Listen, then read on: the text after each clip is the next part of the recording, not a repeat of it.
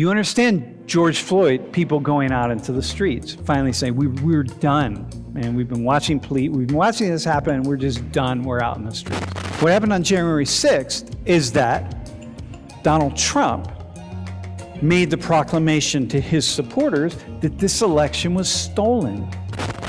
And some of them just sort of were battling with the police, beating down the walls and breaking windows and storming into the Capitol building, right?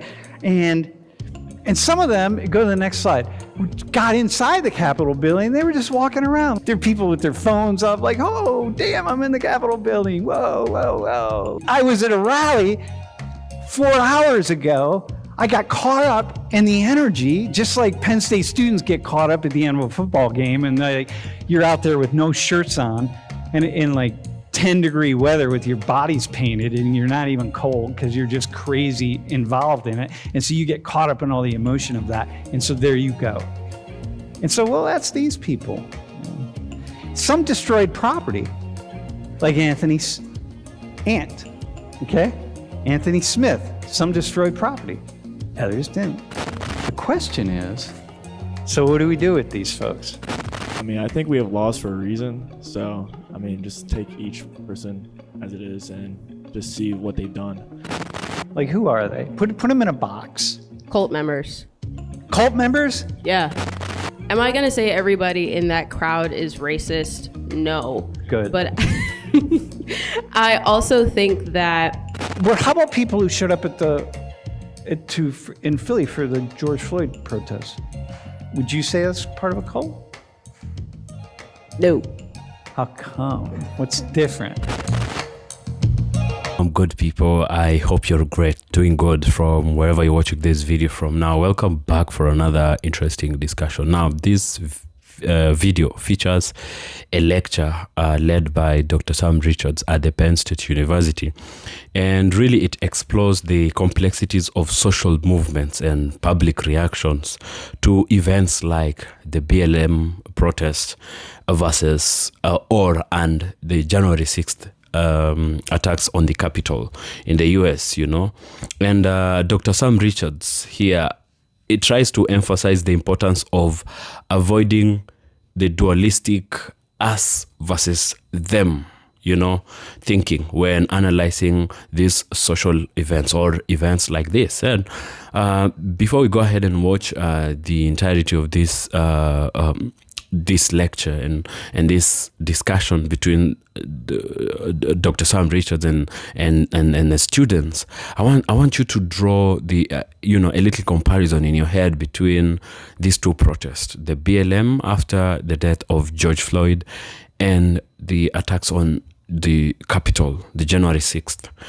And, see, are there any differences? Are there any similarities? Now, let's go ahead and watch this video first, and we'll be back with a few key, takeaways from our analysis. The BLM protests, how are they different? It's different when you're reacting to one moment in history that you don't like, and that really, it has an effect on you, but the system itself will keep, no. Dude, this is so odd. You're listening to this, right? So here's Tori up here. She said, okay, I'm going to walk into this world and I'm going to think out loud. And I'm pushing you in different directions, and you got to think your way out of this. And you're seeing where you're you're stuck in a hallway, and you're like, yeah, okay, now I gotta get smarter here real fast. And at what point do you have to say, okay, I'm wrong about this? Or yeah, I haven't thought this through yet. And this is the difference between just throwing opinions out and ideas out and then having to say, like with Quakers, if you're looking for a community of believers, like the best parts of Christianity, like purely the best loving parts of Christianity, and you're looking for a community of people that really want to focus in on the best parts, find a Quaker community, man. It's pretty cool. It's like Quakers are cool, but y'all are these pacifist people, and at some point in time, man, we have armies for a reason, bro. You know what I mean? And so like, sometimes you need an army to defend whatever or to attack, either one, but nonetheless. Okay, so do you have any idea how many people die at the hands of the police every year in the United States? Too many. How many? Do you have? No. Okay. Do you have any idea, bro? Do you have any idea? How many you think? Throw a number out there. How many people do police kill every year? Probably like hundreds, whether that's justified or not. What do you think? Throw a number. It's more than hundreds, but it's about 1,000. Do you know how many of those people that police kill are unarmed? Bro, it's 1,000. How many are unarmed? Unarmed? Yep. Saying like 30. 30 of them? Yeah. What do you think?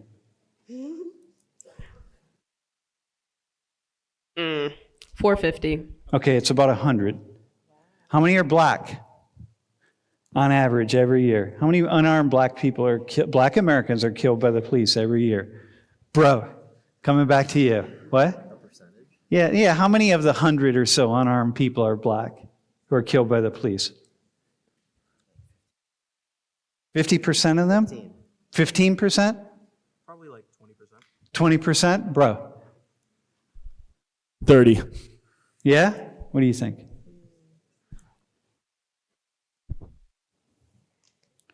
We're gonna lowball it and say 20. Okay. Yeah, so it's about 30 or so. Okay?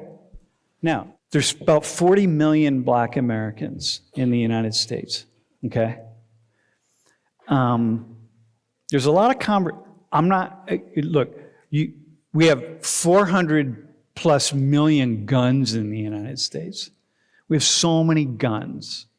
We are a gun-toting society. We love our guns. Police are afraid of guns. You know what I mean? Like, police are like, what's the greatest danger to police is, there's so many things, but guns, like there's so many guns, right? So everything a police officer does in any engagement is dangerous at some level because people have so many guns. You don't know who has guns. There are bad cops. There are good cops. There are cops who never should be cops. There are teachers who never should be teachers. There are cops who are amazing. There are teachers who are amazing. Okay? This is how this operates. If we think about the conversations about how many people police kill, I've asked groups of police officers how many people they think police kill in the United States. There's about 1 million police officers, like sworn police officers in the U.S. On average, what do you think they say on average? How many people they think they kill every year when I ask them?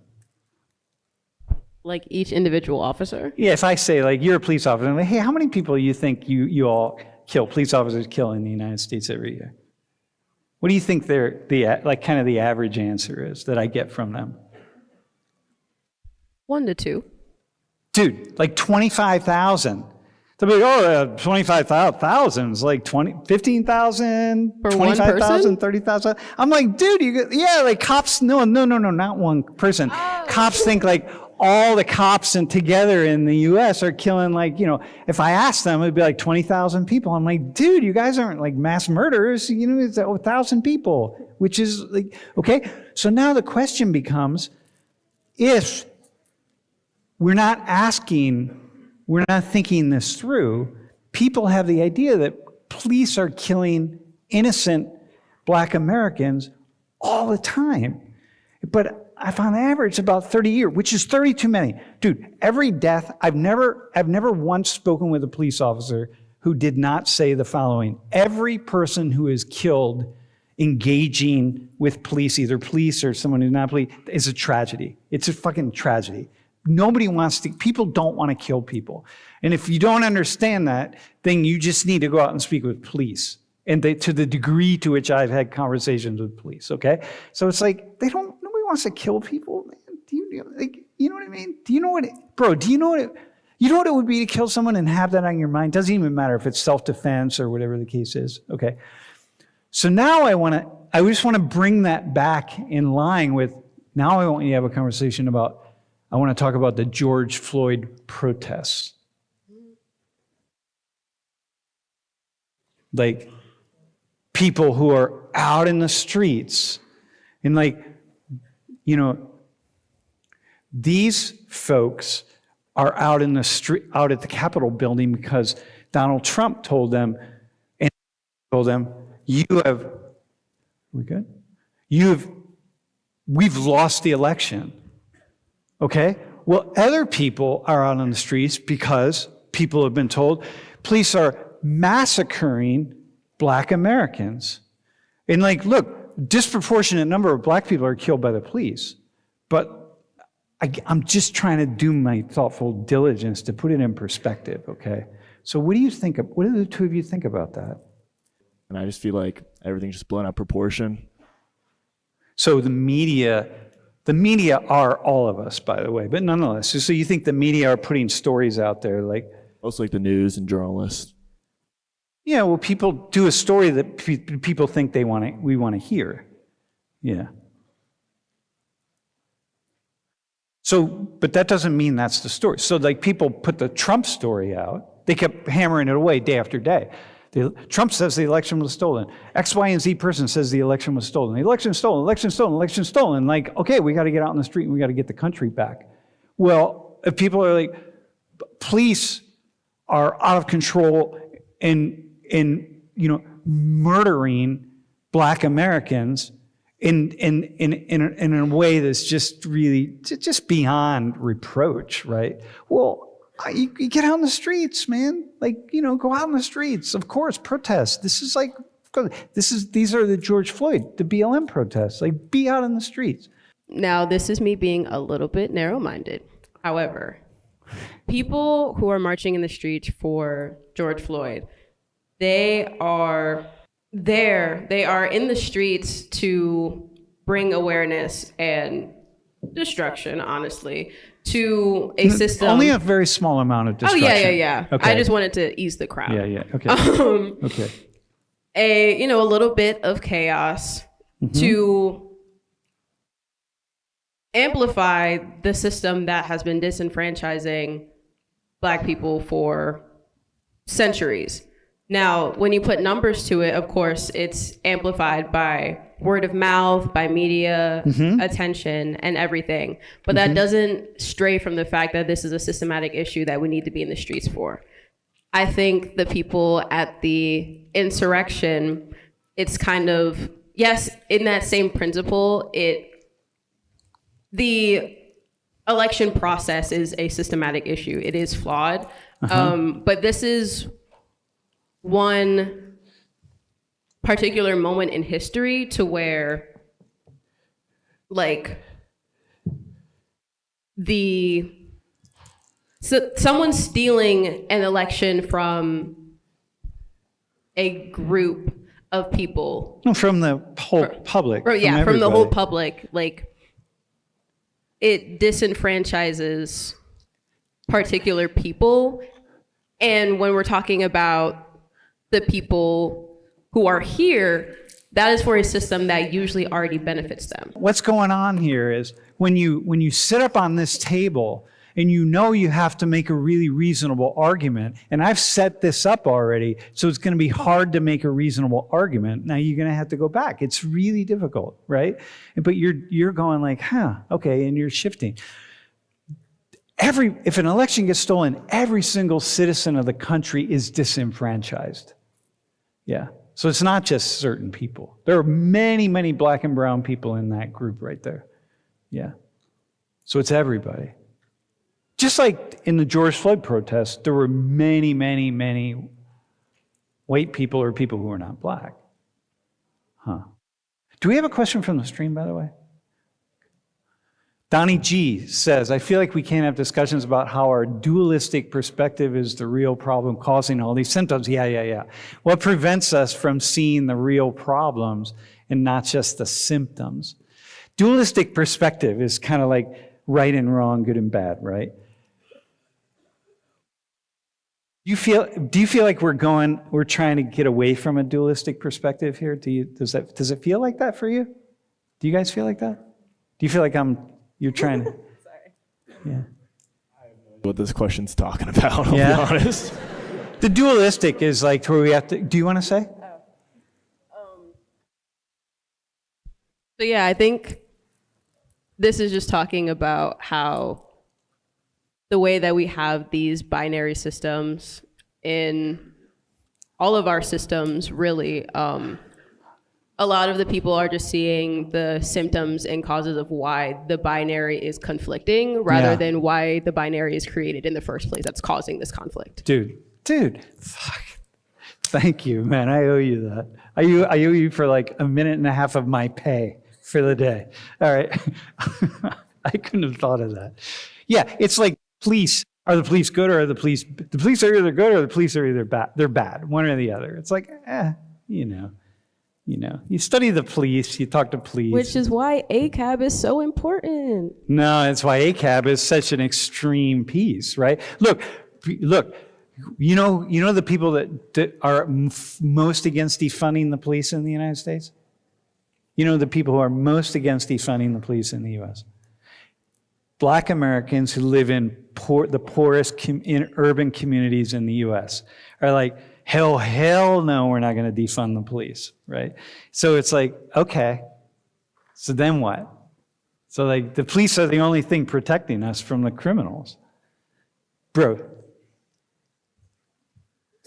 what do you think about that? Like, I mean, I don't know. I don't know why you would generalize the whole group of cops. I don't really get the whole movement personally. Yeah, the whole movement. Well, one thing is that you're putting pressure on the police, right? The good thing about BLM and about critiquing the police is like every group of people needs pressure on them. Like right now, like when people critique higher education and professors and really like hammer us, even if they don't know what they're talking about, that's really good for me because it means I have to stop and look in a mirror and say, what am I doing?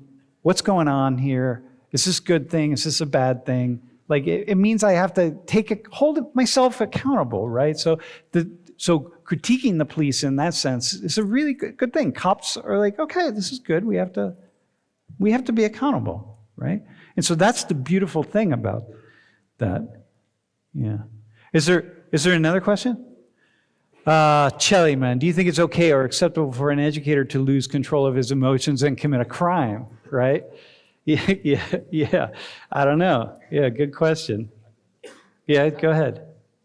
I think it's really important to watch our educators because these are the people that are kind of like influencing our future generation. So I feel like if an educator is like committing like a crime like that, I think it's not really a good thing for him to be teaching other children. Yeah, I got you. Okay.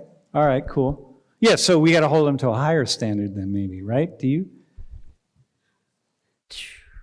Listen, as a black woman though, wasn't like a message in your life is like you're gonna be held to a higher standard because you're black and people are they're gonna critique you more than they're gonna critique as a black woman, they're gonna critique you more than Rob right here. Every damn day. Every day. So you're gonna be held to a higher standard by other people in your community. And that's a good thing. Your family, like that's a good thing. Like, okay, I feel like that, I guess, with education. Is there another question? Eric said, if you were exercising your right to free speech and peaceful protest, when does it become okay for law enforcement to intervene? Oh, dude, man. Yeah. I don't know, man.